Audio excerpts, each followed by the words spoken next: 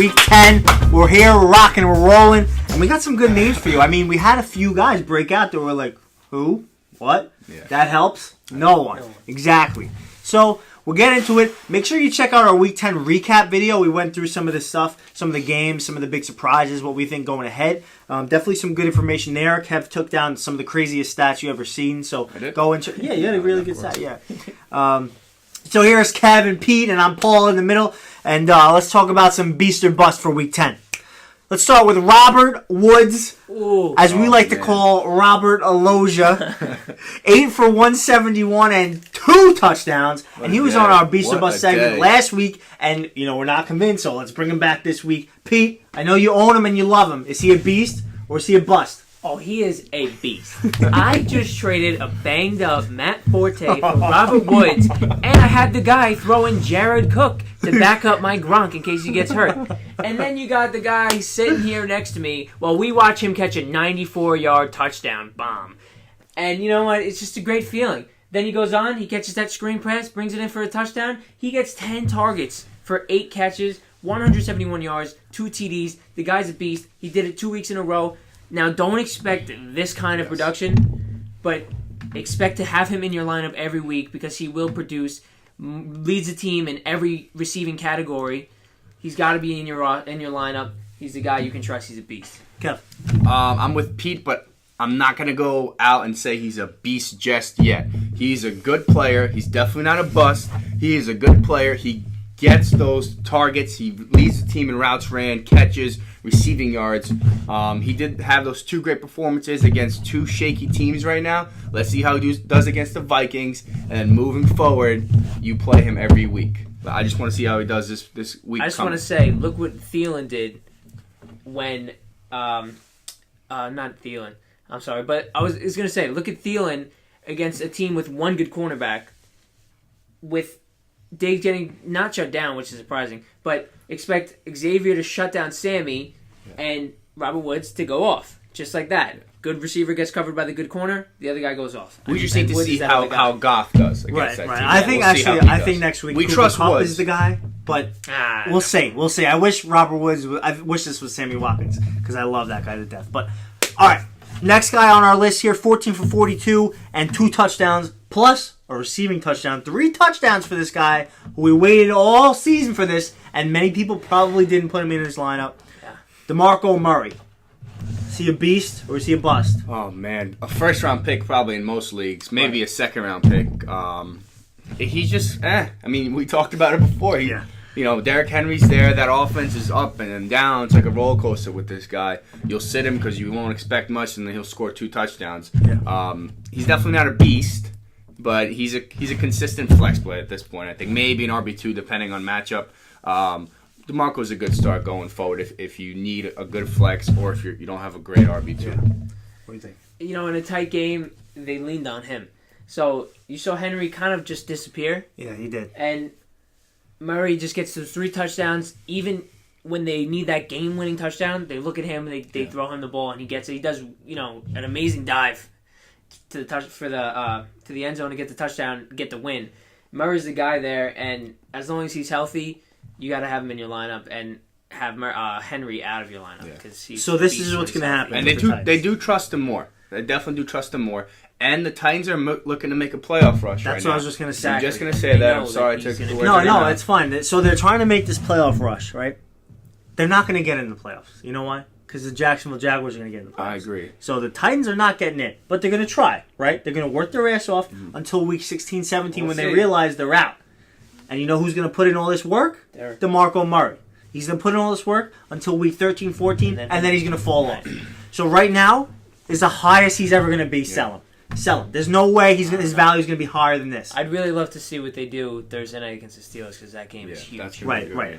But Pittsburgh has a great rush defense. I think they have a better shot than Jacksonville, man. They're both similar offenses and defenses. Better quarterback for sure. Exactly. You have to have a guy who can win you. You got to have Blake Bortles can win you a game. Yeah, but defense wins championships. Championships, does, they got to get you there. But Blake Pick Machine Bortles, man, you can't trust him over there. They better get back to Lenny or they're going to lose it. Yeah. All right, let's move on to the Chargers. Austin Ekeler, 5 for 77 and 2 touchdowns. plus 10 for 42 on the ground. Definitely outscoring Melvin Gordon and Lenny Fournette combined. Austin Ekeler, he's getting the looks from Phillip Rivers. Is he consistent enough to be a beast, or is this guy a bust? He kind of reminds me of when Danny Woodhead was over there. Because this guy made all his money in the passing game, in the receiving game. He gets the 5 catches for 77 yards and both TDs receiving the ball. Rushing, you can't rely on this guy. Obviously, Melvin Gordon is way more talented, way better, and he will be running the ball for the Chargers. But he may not be receiving the ball to the backfield anymore because this guy knows how to do it. He's a good change of pace back. Yeah. I wouldn't say you can rely on him because we really got to see how they use him going forward. He might be, inconsistent boom or bust type guy. I wouldn't have him in my lineup just yet, but I would stash him. Yeah, I mean, this is exactly what I expected this to happen to for Marlon Mack. Not this guy. Yeah. This guy out of nowhere. Although, I heard a lot of fantasy analysts talking about him like week 6, week 7, thinking about taking him in and throwing him in the passing game. But I think, first of all, I think he's not consistent enough to be playing every week. But I think this hurts Melvin Gordon owners because it takes away, like you said, the receiving game, at least some of it from him. So I don't know. It's going to be tough for me. I wouldn't start him just yet, but definitely keep an eye on him. Yeah, I'm definitely not worried about him. I think it was just big bust, big fluke. If you're a Melvin Gordon owner, he's the guy that he gets the volume. He's consistent. He's super talented, like Pete said. He just had a bad game. It was kind of a fluke performance, and he's been banged up a lot this year. Melvin Gordon. He's coming off some heavy injuries, and he's bruised up. I see him bouncing back. Don't panic on Melvin Gordon. Definitely not. All right.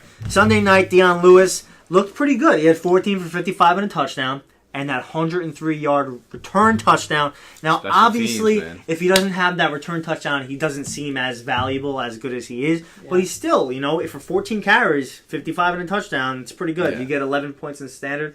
I mean, he's the main guy in New England to run the ball. Maybe not to catch the ball out of the backfield. Yeah. But he's the main guy to run the ball. So are we trusting this guy? Is this guy a beast or is this guy a bust? The greatest thing that happened to him is Gillislee being a healthy scratch. Yeah, that's huge. Sure. That shows that he's the guy they rely on. That shows that Lewis is going to be the guy, which is very surprising. But Bill Belichick, who knows what's going to happen? Yeah. Obviously, they love Lewis. Next week they'll scratch Lewis. Yeah, right. Who knows? You never know. But for sure, I would flex Lewis at this point. He's one of the better backs in the league where the backs are really just, who knows, very in question. You got your top 10 backs, and then it kind of just falls off. So he's somebody that I would consider. I would flex.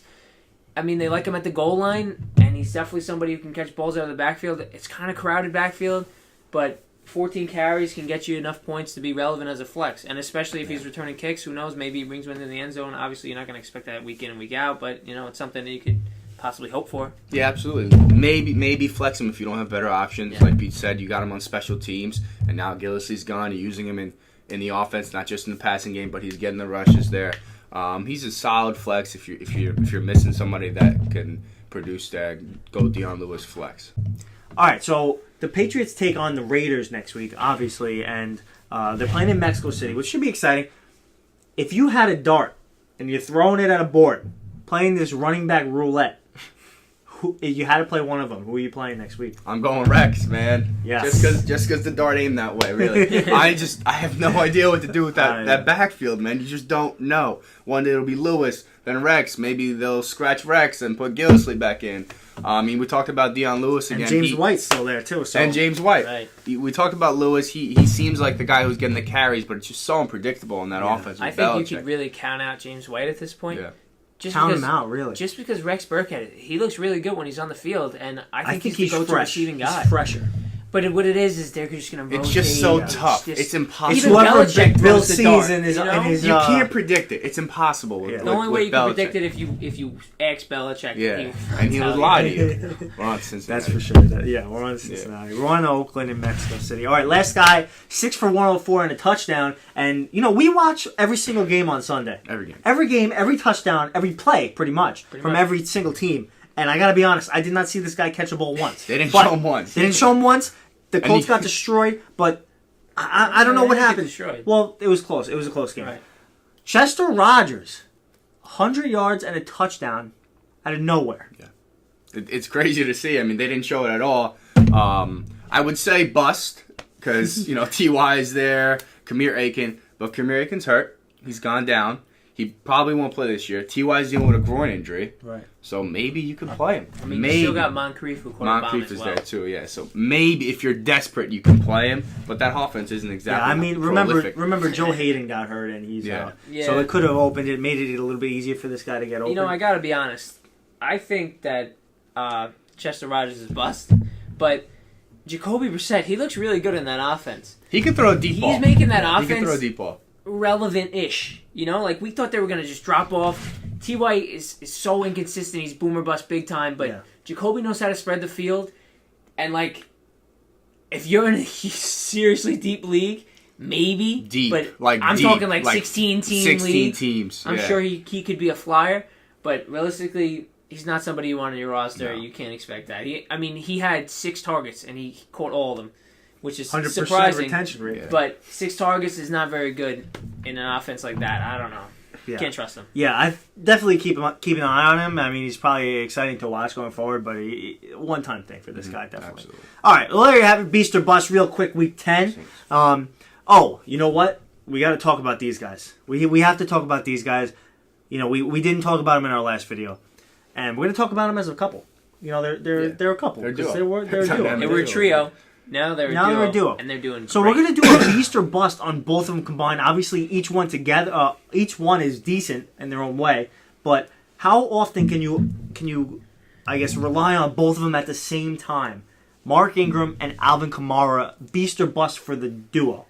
I'm taking beast. I'm sold on these guys. Kamara's a stud. If you had both of them, you would play both of them. For sure. Yeah. In every matchup. Kamara in the flex, Ingram in the running back slot. Just to give him that, like, you know. Yeah, absolutely. Absolutely. When Adrian Peterson was on the offense in the first 4 weeks, Ingram had 170 yards, no touchdowns. Since they traded AP, 502 yards and he had 4 yards this last week. Yeah, 7 rushing touchdowns and 502 yards. Kamara in that time has had 300 yards rushing, 3 touchdowns, 200 receiving yards, and a touchdown. Nuts. The Saints scored freaking almost 50 points, and they didn't throw the ball once. No passing touchdown. You don't see that.